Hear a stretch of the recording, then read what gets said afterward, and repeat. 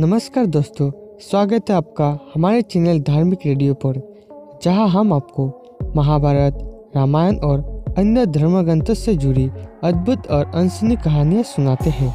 दोस्तों, हम सभी ने कभी ना कभी महाभारत के सबसे बड़े खलनायक दुर्योधन के बारे में सुना है।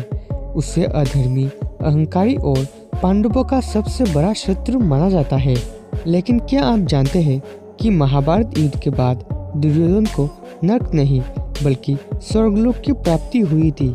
जी हाँ दोस्तों, ये सुनकर शायद आप चौंक गए होंगे। आखिर ऐसा कैसे हुआ? क्या महाभारत का यह सबसे क्रूर योद्धा सच में किसी पुण्य का भागी था? दोस्तों, आज हम इस रहस्य से पर्दा उठाएंगे और आपको महाभारत का वह गुर ज्ञान देंगे जो शायद आपने पहले कभी नहीं सुना होगा।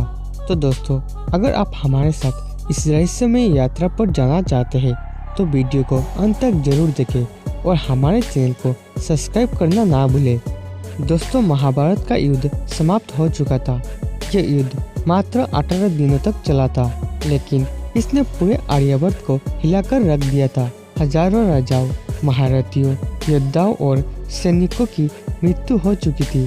पांडवों ने युद्ध जीत लिया था, लेकिन यह विजय भी भारी कीमत चुकाने के बाद मिली।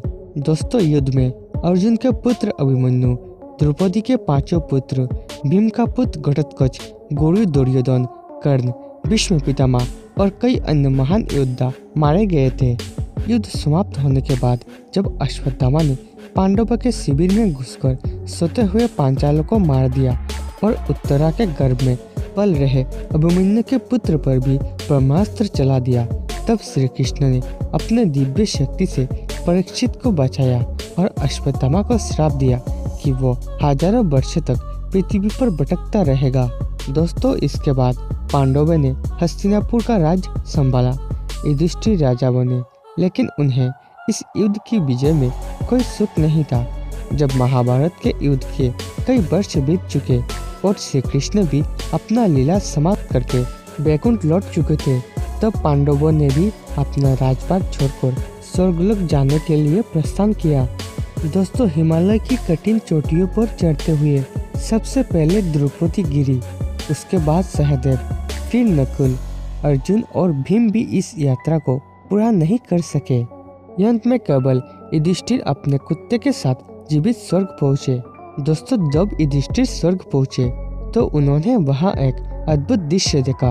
उन्होंने देखा कि दुर्योधन वहाँ एक दिव्य सिंहासन पर बैठा हुआ है और स्वर्ग के देवता उसकी प्रशंसा कर रहे हैं। यह देखकर युधिष्ठिर को बहुत आश्चर्य हुआ। दोस्तों, युधिष्ठिर को यह देखकर बहुत आश्चर्य हुआ कि दुर्योधन, जिसे उन्होंने अधर्मी और पापी माना था, वह स्वर्ग में कैसे पहुंच गया। वह यह देखकर क्रोधित हो गए और देवताओं से पूछा, जिस व्यक्ति ने अधर्म किया, जो कपट से भरा हुआ है, जिसने छल और अन्याय का मार्ग अपनाया, उससे स्वर्ग कैसे प्राप्त हो सकता है। दोस्तों, देवताओं ने युधिष्ठिर से कहा, हे धर्मराज, यहाँ किसी के प्रति कोई दृष्टि नहीं रखा जाता। प्रत्येक व्यक्ति को उसके कर्म के आधार पर फल प्राप्त होता है। दुर्योधन ने अपने जीवन में जो भी पाप किए थे, उनके लिए उसने नरक में अपना दंड भोग लिया। अब वो अपने योद्धा धर्म के कारण स्वर्ग का अधिकारी बना है। दोस्तों, ये सुनकर भी युधिष्ठिर संतुष्ट नहीं हुए। उन्होंने कहा कि यह कैसे हो सकता है कि जिसने पूरी मानवता को विनाश के कगार पर ला दिया, जिसने अपने ही भाइयों को मारने के लिए षड्यंत्र रचे, जिसने स्त्रियों का अपमान किया, जिसने अपने अहंकार के कारण भरी सभा में द्रौपदी का चिरहरण करवाया, उससे स्वर्ग कैसे प्राप्त हो सकता है। दोस्तों, युधिष्ठिर की शंका को दूर करने के लिए वहाँ नारद मुनि प्रकट हुए। उन्होंने युधिष्ठिर से कहा, हे धर्मराज, तुम्हारे प्रश्न का उत्तर मैं दूंगा। उन्होंने आगे कहा, दुर्योधन ने कई पाप किए, लेकिन उसने एक कार्य ऐसा किया जिसके कारण उसे स्वर्ग की प्राप्ति हुई।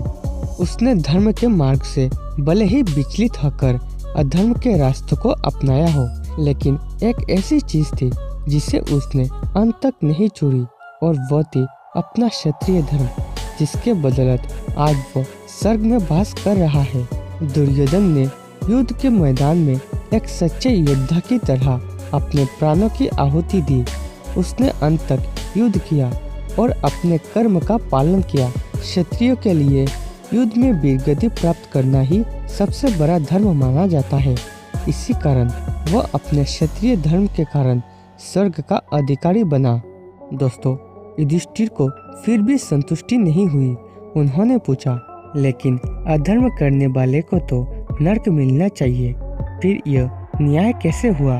तब नारद मुनि ने समझाया, नरक और स्वर्ग कर्म के अनुसार मिलती है। दुर्योधन ने जो पाप किए थे उनके लिए उसे पहले नरक में जाना पड़ा, लेकिन जब उसने अपने पापों का दंड भोग लिया तब उसे स्वर्ग प्राप्त हुआ। दोस्तों, नारद मुनि कहते हैं, स्वर्ग और नरक स्थायी नहीं होते, वे केवल कर्मों के फलस्वरूप दिए गए स्थान होते हैं। जिस तरह एक व्यक्ति पाप करने पर दंड पाता है और उसके बाद मुक्ति प्राप्त करता है, वैसे ही दुर्योधन भी अपने पापों का दंड भोगने के बाद स्वर्ग का अधिकारी बना। दोस्तों, इस कथा से हमें यह शिक्षा मिलती है कि कर्म का फल हर व्यक्ति को अवश्य मिलता है। पाप करने वाले को दंड अवश्य मिलता है, लेकिन उसका अंतिम निर्णय कर्मों के कुल योग पर होता है।